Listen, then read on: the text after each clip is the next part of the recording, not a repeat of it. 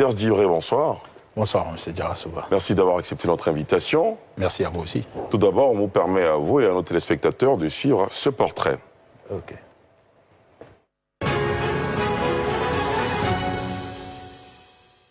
Le plateau de Sans réserve de ce jour reçoit Serge Djibré, entrepreneur ivoirien évoluant dans le domaine de la technologie numérique, membre de plusieurs cercles de réflexion. Innovateur plusieurs fois distingué au plan national et international, Serge Djibré est soucieux des questions de société en Afrique. En mai 2020, il met en place une plateforme citoyenne dénommée 1000 volontaires pour changer la Côte d'Ivoire, qui a pris son envol via les réseaux sociaux. C'est d'ailleurs sous la bannière de ce mouvement citoyen qu'il fait acte de candidature à la dernière présidentielle en Côte d'Ivoire, mais voit son dossier rejeté par le Conseil constitutionnel. Malgré cette donne, les 1000 volontaires n'ont cessé de réclamer un dialogue politique entre les leaders politiques ivoiriens au lendemain de cette présidentielle pour préserver la paix dans la paix. Le renouveau politique est le leitmotiv de la structure que pilote Serge Djibré, l'hôte de ce numéro qui sûrement répondra sans réserve aux questions. Serge Djibré, on vient de l'entendre dans le sujet, vous n'avez de cesse de réclamer un dialogue politique entre les principaux acteurs politiques ivoiriens. Aujourd'hui, j'ai envie de dire, l'heure est au dialogue. Est-ce que d'abord vous prenez part à ce dialogue qui a été lancé lundi dernier? Alors, à notre corps défendant, on dira non. On dira non, et puis d'ailleurs, c'est avec désolation que nous le disons.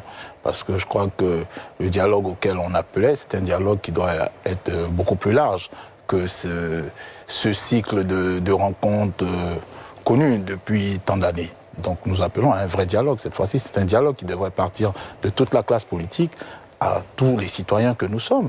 Est-ce que quand vous dites dialogue, vous faites allusion au fait qu'on doit vous intégrer, vous? C'est une manière pour vous de vous positionner? Pas nous. L'échiquier politique? Alors, pas particulièrement nous. Il y a de nombreuses structures, nombreuses personnes qui ont fait montre de leur envie de participer au débat politique, au débat sociétal. Ils ont légitimement leur place dans ce débat-là, si on veut pouvoir mettre la nation sur les rails. Ceux qui se rencontrent aujourd'hui se sont toujours rencontrés. Quels sont les résultats? Ceux qui aspirent à participer à ce débat doivent être intégrés, c'est ce que vous dites. Mais c'est ça le creuset du débat dans une nation. Tous ceux qui manifestent des idées pour faire progresser la nation doivent être associés à tout débat pour que la nation aille de l'avant. C'est naturellement le bon sens qu'il exige. Allez, au-delà du fait que vous n'ayez pas participé à cette première rencontre sur le dialogue politique en Côte d'Ivoire, quel regard jetez-vous sur les premières conclusions issues de ce dialogue? Déjà, le fait que l'on se parle, que les tensions se soient calmées, que, on va dire, l'animosité disparaît, on s'en réjouit déjà. Par contre, les conclusions, il est trop tôt pour, on va dire, en tirer une quelconque satisfaction. Ce qui est certain, en même temps, c'est que ces personnes-là, nous tirons la sonnette d'alarme, parce que ces arrangements politiques, on sait ce que ça donnait depuis tant d'années. Et le problème du pays, c'est pas des rencontres, c'est pas ces fameux conclaves entre politiciens qui se multiplient depuis un certain nombre d'années. Notre pays a un problème de culture politique. Et c'est ce malaise-là qui À quel niveau se pose le problème de culture politique? Je vais peut-être le dire comme ça pour que tout le monde le comprenne. Notre société est habituée à cette culture des micmacs politiques. On est dans des arrangements permanents. Et vous qui aspirez à faire de la politique, peut-être que vous serez également de cette école de micmac politique. Mais c'est pour ça. Qu'est-ce qui vous différencie des autres? Ce qui nous différencie, c'est ce que je dénonce là. Ces arrangements, c'est ça qui nous irrite. C'est ce qui a jugé le fait que certains citoyens s'arrachent au tableau politique ambiant et décident de porter par eux-mêmes les aspirations qu'ils ont, les idées qu'ils ont décidé de transformer en mécanismes pour apporter plus de prospérité aux uns et aux autres. Ce que vous dites, c'est que ce soit bien, en tout cas, que les acteurs politiques, les principaux, se rencontrent, se parlent. Est-ce que vous concevez qu'on est sorti de la spirale de violence autour de la présidentielle du 31 octobre dernier? Celui qui le dit, c'est méconnaître l'environnement politique ivoirien. Nous sommes peut-être au 20e dialogue depuis 1999, et je pourrais même vous sortir les PV de toutes ces rencontres-là. C'est les mêmes choses. On ne va pas continuer à appliquer des solutions qui ne marchent pas. Il faut quand même essayer autres mécanismes, et ces mécanismes, c'est ce que nous proposons. Il faut un dialogue totalement holistique qui aille beaucoup plus large que le manège auquel on assiste en ce moment, qui puisse intégrer tous ceux qui ont suscité, en tout cas de l'engouement, de l'intérêt auprès de nos concitoyens, pour que toutes ces idées qui ont envie d'animer le débat politique, l'enrichir, le faire évoluer, puissent être prises en compte. La dernière présidentielle ivoirienne a été émaillée de violence, tout le monde l'a noté. Aujourd'hui, ce dialogue, de plus en plus, les termes de référence parlent d'une sorte de passer l'éponge sur tout ce qui a été passé, de passer à perte et profit, ce qui suscite un débat sur la politique, la pratique de la politique et l'impunité. Quel est votre avis sur cette question ? Et pour nous, c'est très grave. C'est d'ailleurs ce que nous dénonçons. Nous, en tant que citoyens, c'est toujours la même chose. Malheureusement, pour les Ivoiriens, on se retrouve avec des acteurs qui impulsent des actions, et derrière, ils font table rase, ils traitent le pays comme un certain gâteau qu'on se partage, et puis la vie reprend. Mais tous ces arrangements, c'est au détriment des citoyens. C'est pour ça que vous parlez de mettre fin à un cycle ?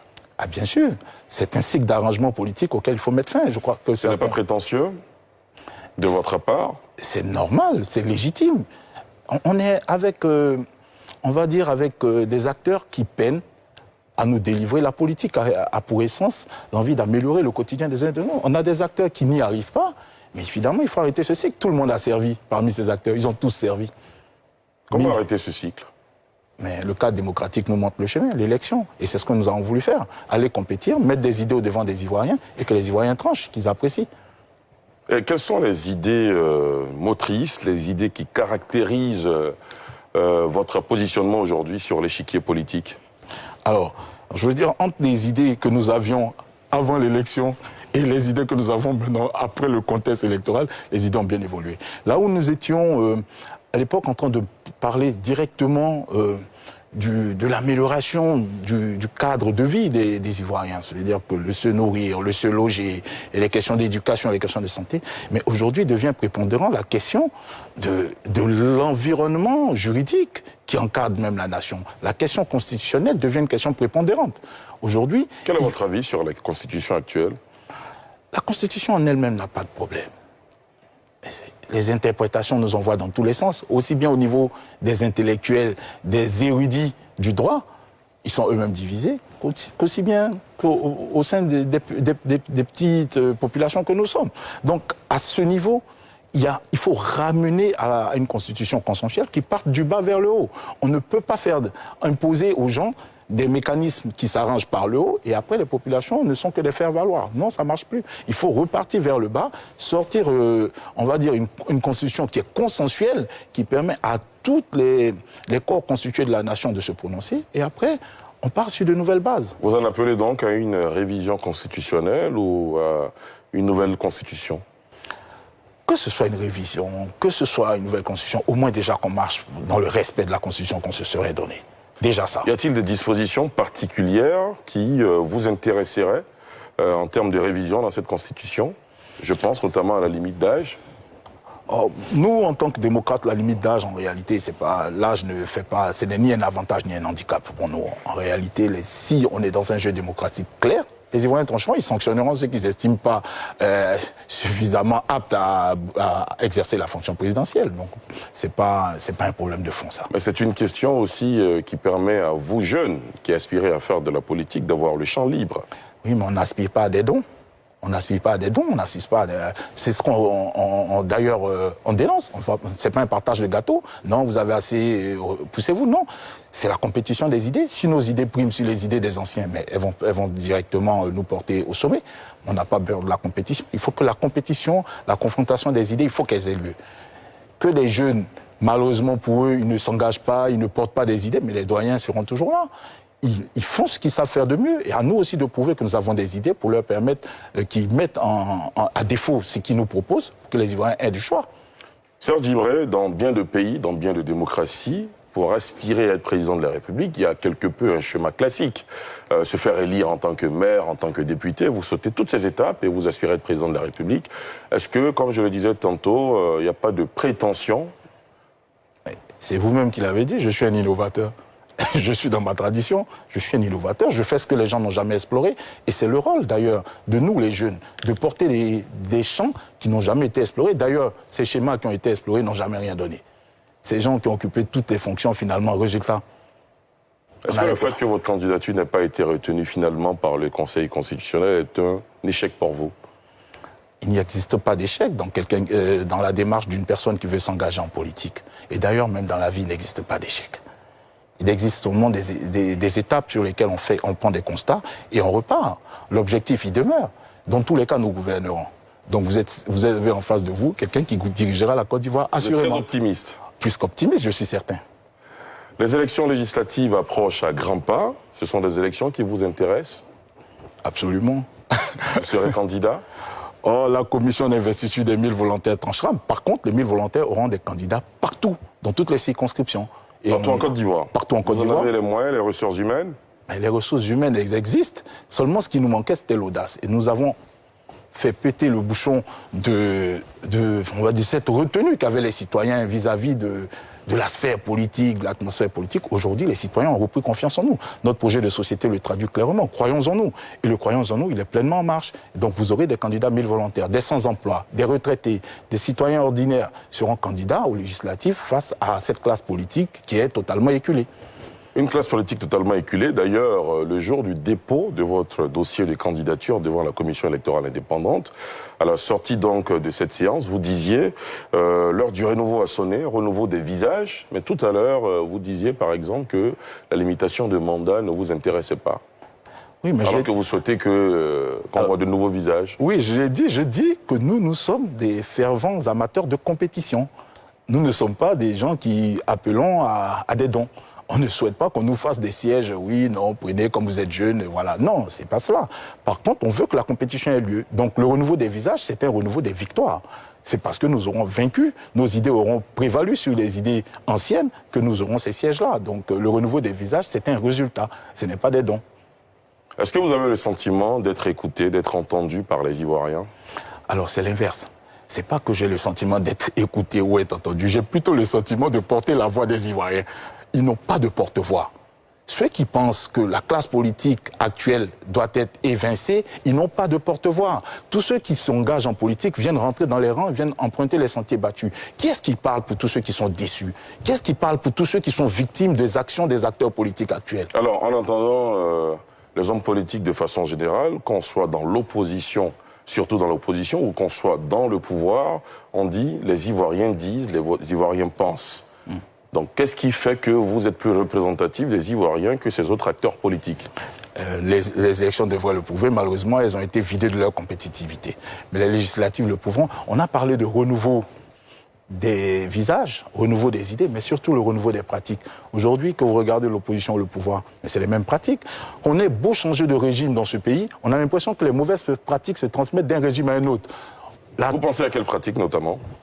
Moi, je vais prendre aussi simplement, basiquement pour nous, les citoyens. Là. Vous prenez les concours.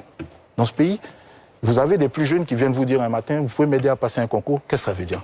Aider quelqu'un, aidez-moi à passer un concours. Allez composer pour lui? Tout le monde sait ce que ça veut dire. Tout le monde sait ce que ça veut dire. Mais ce n'est pas une pratique qui est d'aujourd'hui. Elle existe et elle s'empire de jour en jour. Elle exister même si vous êtes aux affaires un jour. Mais c'est pour ça qu'il faut porter des idées. Il faut porter des idées pour permettre, aujourd'hui, à l'heure du numérique, je n'arrive pas à comprendre comment on arrive à encore traiter des questions de corruption sur un concours. Mais un concours, c'est 5 minutes. Quand on passe un concours en réalité, c'est pas parce qu'on a le niveau, c'est parce qu'on va intégrer une formation pour aller... C'est des prérequis qu'on recherche. Donc aujourd'hui, avec une salle du numérique, en 10 minutes, vous avez mis des gens sur une QCM. Ils rentrent, ils composent, 2000 personnes, ils ressortent. On a des salles pour tout, pour danser dans ce pays. Une salle du numérique, c'est des PC installés là. Des gens viennent sur un écran tactile, des prérequis, on reprend en QCM. Tac, tac, tac, en 10 minutes, c'est affiché du 1er au 2 millième. On connaît les résultats. Est-ce pas plus facile à dire qu'à faire? Vous voulez que je le fasse pour vous? Moi, il y a plein de salles à l'université qui sont vides. On y met des PC. Même moi, je les offre, les PC. Et c'est réglé. Les concours sont réglés. Alors, vous avez lancé le mouvement 1000 volontaires pour changer la Côte d'Ivoire. Est-ce un mouvement politique ou un mouvement de la société civile? Nous sommes un groupement citoyen. Nous sommes un groupement citoyen qui avons fini par constater qu'il n'y a plus une offre politique qui correspondaient aux aspirations que nous avions dans nos salons. Nous avons constaté que nous sommes de plus en plus nombreux à avoir des idées pour le pays, mais qui sont en pleine souffrance dans nos tiroirs, dans nos maisons. On a décidé de les mettre en lumière, on a décidé de leur donner vie à travers ce groupement des 1000 volontaires. On s'est dit, c'est une locomotive citoyenne. Le symbole du 1000, c'est vraiment à l'image du train. Une locomotive, on s'est dit que s'il y a 1000 Ivoiriens, rien que 1000 qui veulent s'arracher aux mauvaises pratiques politiques ambiantes, on aura une série de renouveau qui va être lancée à l'image du train. On va tirer une série de wagons derrière qui vont permettre de transformer la nation. Pourquoi on a l'impression qu'on ne vous a pas suffisamment entendu donner de la voix et c'est au moment de la présidentielle qu'on vous a entendu ça et là. On a l'impression que finalement, ce qui vous intéresse, c'est le poste. Mais je vous ai dit, non le changement des conditions de vie des Ivoiriens. Je vous ai dit tout à l'heure que notre action n'était pas sporadique puisqu'on sera présent législatif. Vous avez vu, vous avez vous-même posé la question de savoir si on serait présent partout. Ça traduit notre engagement déterminé. Et on n'est vraiment pas un feu de paille. Alors, Serge Djibré, vous dites il faut un changement en Côte d'Ivoire. Les Ivoiriens qui nous regardent ce soir, nos téléspectateurs, nos internautes, se disent mais qu'est-ce qui va changer en Côte d'Ivoire si on lui fait confiance? Ok, je vous ai fait tout à l'heure un pan de ce qu'on vous proposait déjà sur la question de la corruption. Mais en identifiant les problématiques... Vous les avez identifiées au préalable? Au préalable... Quand il est que vous souhaitez diriger le pays. Je vais reprendre un peu, nous, notre approche d'ailleurs, sur le projet de société que malheureusement nous n'avons pas pu présenter aux Ivoiriens. Il était entendu que nous, on a fait le constat que dans ce pays, les problèmes ont toujours été pris isolément. C'est-à-dire qu'on prend l'éducation d'un côté, on cherche à régler l'éducation avec des salles de classe. On va construire des salles de classe, on prend la santé d'un autre, on prend le logement d'un autre. Mais en réalité, les problèmes dans un pays, ils sont liés. Ils sont liés, ils ne sont pas compartimentés comme ça. Ce n'est pas chaque sujet dans son carcan. Si vous prenez la santé, mais la santé, qu'est-ce que c'est en réalité? C'est le cadre de vie, c'est l'éducation et c'est la maladie. Quand vous traitez que les infrastructures, on va construire des centres, vous ne traitez que la maladie qui est la conséquence. Vous vous comportez en réalité comme une équipe de football où tout le monde est dans les poteaux, on nous tire dessus, mais ça va bien finir par les buts, vous allez en prendre. Parce qu'en réalité, vous ne traitez que la conséquence. Si vous voulez régler la santé, il faut régler le cadre de vie, parce que si la personne est dans un cadre de vie qui n'est pas assaini, quand il vient le matin au centre de santé, vous aurez beau construire des centres de santé à tous les carrefours, il vient le matin, le soir, sa nièce, elle vient, parce qu'il dorme avec des moustiques. Si vous n'avez pas réglé l'éducation, les bonnes pratiques, la personne qui mange à côté des défections, naturellement, il se retrouve à l'hôpital. Donc, la santé, 3 pans, 3 leviers. Pour chaque problématique, il aurait fallu identifier les leviers et les corriger. Donc après, je vous prends, donc, si vous voulez, la maladie. Après, je vous dis comment on la règle avec les infrastructures, comment on trouve les financements. Soit je vous prends l'éducation, ça vous me fait parler de l'école qui elle-même est appuyée sur 3 leviers. Qu'est-ce que vous pensez de l'école ivoirienne? L'école est en souffrance. L'école est en souffrance. Sous le même principe des 3 leviers. En souffrance, quelles sont les solutions que vous proposez? Okay. Pour l'école, pour l'éducation, toujours le même principe des 3 leviers parce que c'est pas isolé. L'école, vous avez naturellement le niveau des enseignants qui plafonne le niveau des apprenants. À côté du niveau des enseignants, vous avez ce qu'on appelle aussi l'intérêt. L'intérêt de l'apprenant. Ça veut dire que l'élève, s'il n'a pas envie de l'école, l'école ne donne plus envie parce qu'elle est en déphasage avec le monde moderne. Nous avons été dans une culture du tout apprendre. Moi, je suis de la génération où on a tout appris. Il fallait tout connaître par cœur. Aujourd'hui, on est dans le monde de l'information où tout est à trouver. Donc, dans un monde où la recherche, où le jeune dehors, il a son téléphone, il a besoin d'une info, il recherche tout de suite, vous le ramenez où il faut tout apprendre. Mais évidemment, l'intérêt est cassé. L'école devient, on va dire, quelque chose de pénible. Donc, avec cette pénibilité, vous êtes sûr que l'intérêt est cassé. Pour régler l'intérêt, il aurait fallu repartir directement en phase avec comment fonctionne le jeune dans sa vie traditionnelle, c'est de pouvoir fonctionner à document ouvert.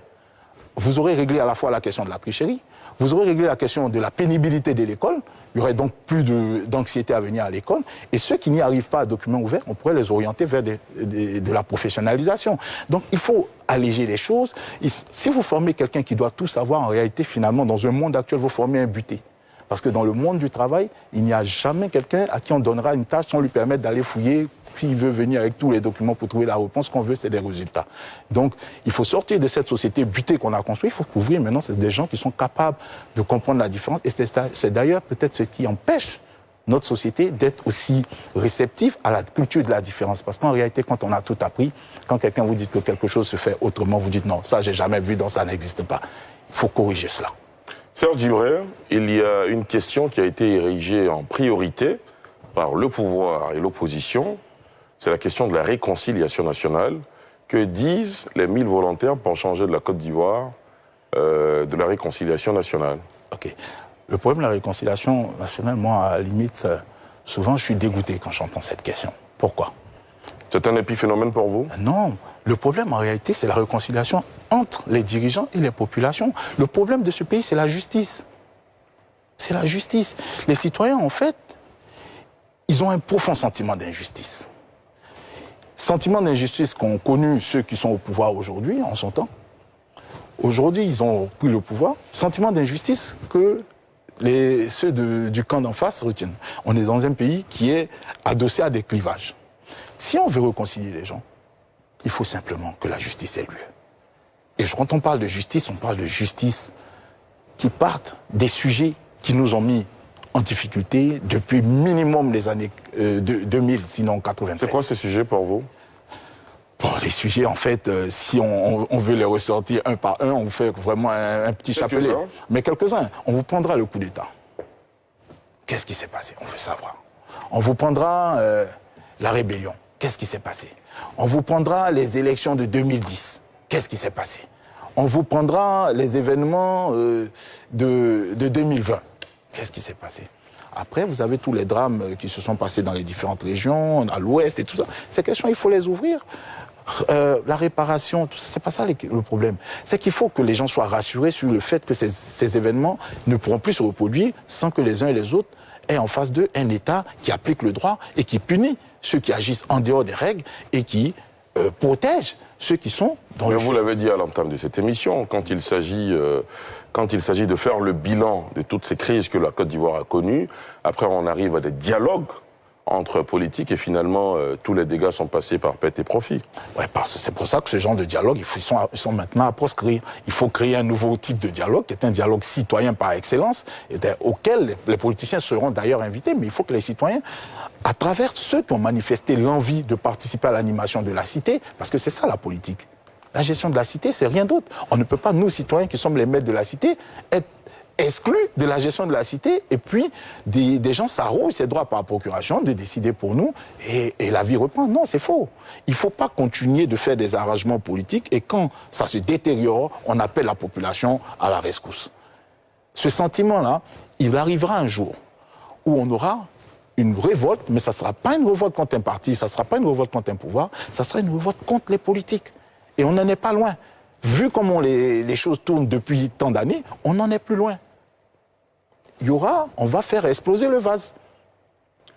Alors la question de la réconciliation nationale est tellement importante que l'exécutif a mis en place un ministère en charge de la réconciliation nationale, lequel ministère est porté par Kouadio Konan-Bertin, que vous connaissez certainement. Quel est votre avis sur ce qu'il attend? En tant qu'Ivoirien, je souhaite que ça aboutisse. Mais après aussi, en tant que, on va dire, observateur et même analyste de la vie politique, c'est du déjà vu, quoi. Après, le casting lui-même, il est aussi tellement bancal que les chances s'amenuisent. Déjà, pour réconcilier, il faut donner envie aux gens de se parler. Pourquoi ils ne donneraient pas envie? Mais je crois que les élections ont prouvé. Il y a eu un résultat qui vous montre que les gens n'ont pas envie qu'ils soient leur porte-voix. Quand on fait un résultat de ce type, on doit plus ou moins se remettre en question. Vous aurez été jusqu'au bout de cette présidentielle, vous pensez pouvoir faire mieux que lui? Gagner d'ailleurs, je vous rassure, on aurait gagné. Même pas faire mieux, on aurait gagné. On ne part pas à ces compétitions-là pour... C'est très optimiste. Dernièrement, sur la scène politique, de plus en plus, il est question que les jeunes souhaitent le retrait de la vie politique des doyens de la politique ivoirienne. Je pense à Henri Konan Bédié, à Alassane Ouattara, Laurent Gbagbo. Votre point de vue sur la question? Ma position, je l'ai dit tout au long de cette émission, moi je ne suis pas pour l'exclusion. Je suis pour le débat, je suis pour la compétitivité et que les meilleures idées priment sur les idées des autres. Et d'ailleurs, moins on est d'Ivoiriens à contribuer au débat politique, moins on a d'idées. Donc il faut qu'il y ait cette pluralité d'idées, il y ait la compétition, c'est comme ça que la nation va avancer. Il ne faut pas exclure les uns et les autres, il faut que les idées, au contraire, elles soient de plus en plus nombreuses. Celles des anciennes, on leur cite. D'ailleurs, ces anciens, ils ont fait ce qu'ils pensaient être bon. Si nous sommes que dans la critique, dans l'observation, eh bien qu'on n'aura rien. Il faut être aussi dans l'action, dans la proposition. Et puis, d'ailleurs, les idées vont se confronter, et puis les Ivoiriens choisiront. Ces dernières années, la Côte d'Ivoire est devenue un pays très attractif pour les investissements. Votre point de vue sur la question ?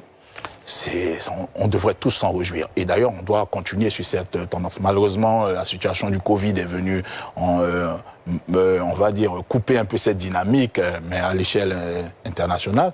Et nous en réjouissons. Nous considérons que sur ce terrain-là, les choses sont quand même assez reluisantes. Assez reluisantes, d'un point de vue infrastructurel aussi ? Bien sûr, mais nous aurons proposé beaucoup plus loin. Nous envisageons de faire de la Côte d'Ivoire un hub logistique. Vu notre positionnement dans la sous-région, dans notre projet de société, c'était très clair. Vous avez identifié les infrastructures en particulier ? Ah oui, le port, on mutualisait d'abord tous les ports, faire un port sec au nord, et puis derrière, après l'aéroport, aussi faire un hub qui devrait permettre à toute la sous-région d'avoir à l'image d'Amsterdam ou de Anvers en Europe. Il y a des questions qui fâchent en Côte d'Ivoire, notamment la question de la nationalité. Est-ce que vous avez un mot à dire là-dessus ? Sur la question de l'immigration, les questions qui fâchent, je vais même aller plus loin, l'immigration, le foncier, ces grandes questions-là, il faut quand même retourner à des fondamentaux. Il faut retourner à des fondamentaux. Quels sont-ils, ces fondamentaux ? Il faut faire intervenir les propriétaires terriens. On va dire retourner dans les régions, permettre prendre en compte les aspirations, les récriminations des propriétaires terriens et puis trouver des ajustements. Et dans notre réforme, sur la question du foncier, il était prévu aussi que la terre, qu'on ait une entité qui soit, on va dire, une autorité du foncier qui récupère tous ces terrains-là pour pouvoir, à un moment, passer de la question de la vente de la terre à la question, on va dire, de la location usufruite des différentes terres. Mais c'est des sujets sur lesquels il faut beaucoup être prudent pour ne pas heurter les sensibilités des uns des autres. En tant qu'aspirant à diriger, c'est des questions sur lesquelles il faut aller avec beaucoup de tact. Est-ce que vous avez l'impression que les Ivoiriens, vos concitoyens, sont très portés sur le civisme ? Vous voulez que je fasse le procès de mes concitoyens ? Pas du tout. Alors, je vous pose juste une question. Alors, normalement oui, mais après nous sommes une société qui est en panne de modèle. Donc vous voyez que quand les modèles qui sont mis en avant n'inspirent pas, ne mettent pas en relief ces questions de civisme, ces questions on va dire, de respect des règles. Après, on a ce qu'on sent dans la société, c'est les conséquences. C'est le reflet de ce qu'on a de plus en plus en modèle dans notre société. Et ça aussi, c'est à corriger. À corriger comment ? À corriger, moi je vous dis simplement là, dans un quartier de Yopougon, si vous offrez des maisons à des enfants parce qu'ils sont au CP, ils ont été premiers de classe au CP1, vous offrez des maisons à leurs parents, vous savez que dans le quartier, ce qui va se passer, c'est que tout le quartier va dire à son enfant, tu as vu celui-là ? Comme il a bien travaillé, ses parents sont maintenant partis à Cocody, on leur a fait une maison à cause de lui seul. Mais non, en face, aujourd'hui, qu'est-ce que font tous les gens ? Ils envoient les enfants dans les écoles de football. C'est le raccourci, la culture du raccourci. Mais on a très peu de chances de finir en Didier Drogba plutôt que dans une école de football, c'est pas forcément un raccourci. Non, mais je veux dire, quand on envoie tous les enfants à l'école... Non, quand on envoie tous les enfants à l'école de football, j'espère que le sport, c'est beaucoup plus large que jouer au foot. Absolument. Donc, quand l'enfant va à l'école de football, il faut aussi que derrière, on prépare que le petit peut finir arbitre, quoi. Il finira pas Cristiano Ronaldo. Mais quand on pense qu'il finira Cristiano Ronaldo, tout n'est que pression sur ce jeune homme, qui y est allé par passion. On ne bâtit pas une nation comme ça, dans l'exclusive. Très bien. Serge Djibré, est-ce que vous avez l'impression d'avoir répondu à toutes nos questions sans réserve ? Je pense que j'en ai même trop dit. Très bien. Alors à présent, vous allez répondre aux questions de nos internautes. D'accord.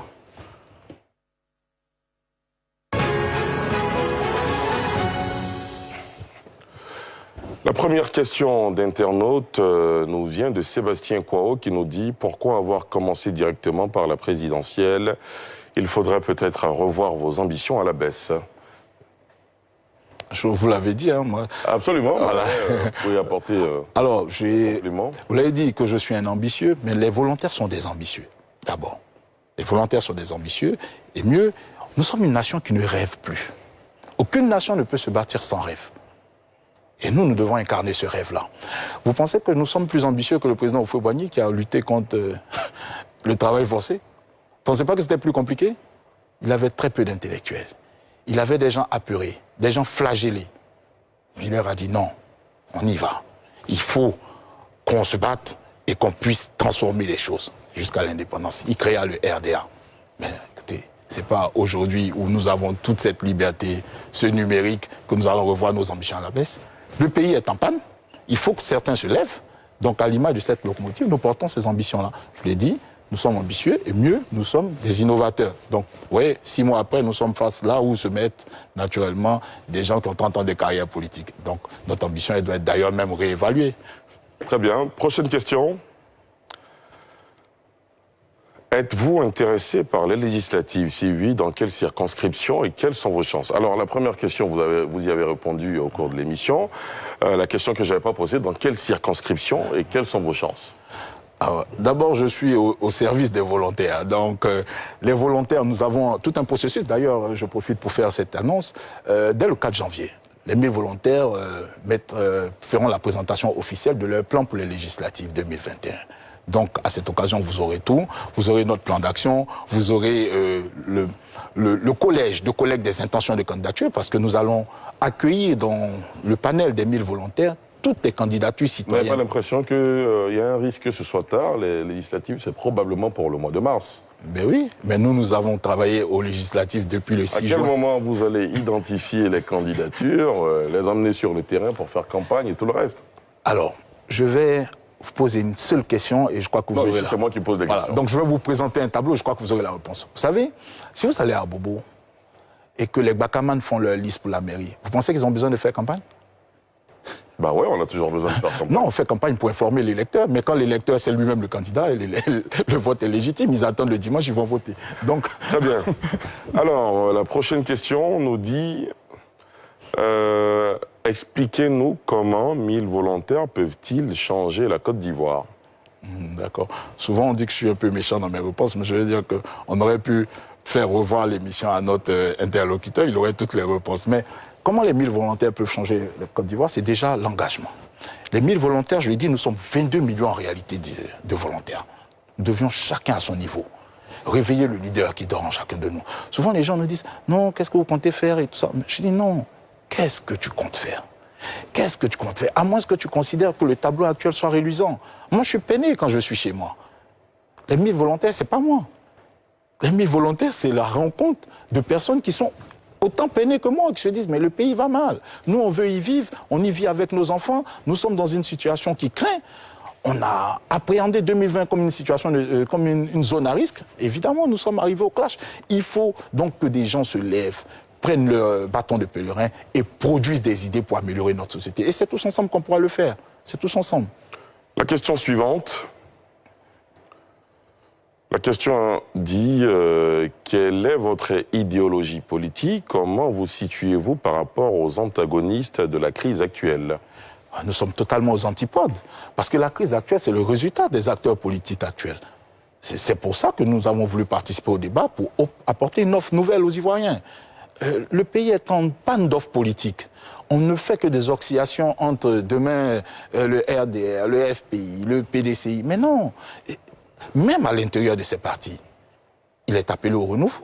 Il est appelé au renouveau. Donc nous appelons à un engagement tout azimut pour proposer autre chose. À la limite, ce n'est pas à nous qu'on devrait poser la question. Quelle est l'offre politique de la classe politique actuelle? Quelle est l'offre politique? On est dans des fanatismes. Il faut en finir avec ces fanatismes-là. Je serais heureux de voir des fanatismes autour des idées. Mais notre pays va reculons. Très bien. La prochaine et dernière question nous dit, vous avez émis des idées pour lutter contre la corruption dans les concours. Que répondriez-vous au gouvernement si celui-ci vous appelait au portefeuille de la fonction publique notamment? D'accord, mais je crois que cette question... dans le tableau politique, tous les contacts ont lieu. Tous les contacts ont lieu. On ne peut pas épiloguer sur ces questions comme des prophéties. Par contre, je vais peut-être répondre en bottant en touche. Mais justement, cette émission ne permet pas de botter en touche. Vous êtes tenu de répondre sans réserve. À la limite, pour dire, avant de dire que c'est nous qui devons distribuer les postes, puisque nous aspirons à gouverner, donc nous le ferons. À l'état actuel des choses, vous n'avez pas ce pouvoir. En l'état actuel, allons-y, prenons les choses step by step, comme on le dit. nous irons aux législatives, nous ferons campagne sur un projet de société, aux législatives d'ailleurs, nous ferons campagne sur nos idées, sur des projets de loi, sur des réformes, que si les candidats mais volontaires sont portés massivement à l'Assemblée, ces réformes seront proposées et naturellement, comme il a parlé de réforme des concours et tout ça, ces lois d'ailleurs, ce projet de loi sur la suppression des frais de concours, qui n'ont aucun sens. Je ne comprends pas pourquoi on fait payer les concours à 40 000 personnes et après il y a 700 admis. C'est dangereux d'ailleurs. Donc toutes ces questions, c'est avec des lois qu'on peut modifier ce contexte-là. Donc nous irons au Parlement modifier. On n'a pas besoin d'aller forcément dans un gouvernement pour... après, il y a la solidarité gouvernementale. Si on n'est pas en phase avec l'ensemble des positions, c'est très délicat de faire manœuvre et de porter des idées à l'intérieur des gouvernements. Partons, le Parlement nous offre un vrai levier républicain pour porter nos réformes. Serge Djibré, merci beaucoup. Merci à vous, monsieur. Merci d'avoir accepté notre invitation. Merci encore. Merci à vous, chers téléspectateurs, de nous avoir suivis. Je vous souhaite de passer une excellente soirée sur la nouvelle chaîne ivoirienne.